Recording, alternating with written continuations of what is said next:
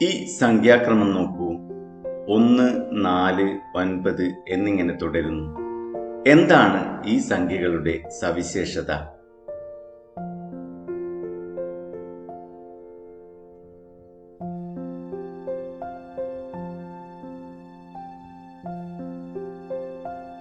ഇത്തരം സംഖ്യകൾ 5ാം ക്ലാസ്സിൽ പരിചയപ്പെട്ടിട്ടുണ്ടല്ലോ.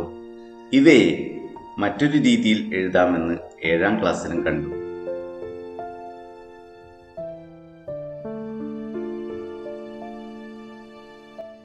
ഇവയെ 1ന്റെ വർഗം, 2ന്റെ വർഗം, 3ന്റെ വർഗം എന്നിങ്ങനെയാണ് പറയുന്നതെന്നും നാം കണ്ടു.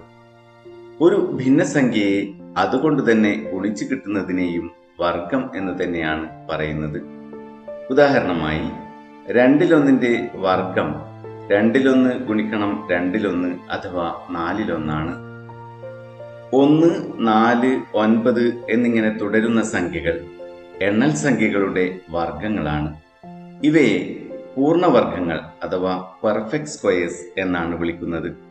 അതായത് എണ്ണൽ സംഖ്യകളുടെ വർഗങ്ങളായ സംഖ്യകളാണ് പൂർണ്ണവർഗങ്ങൾ.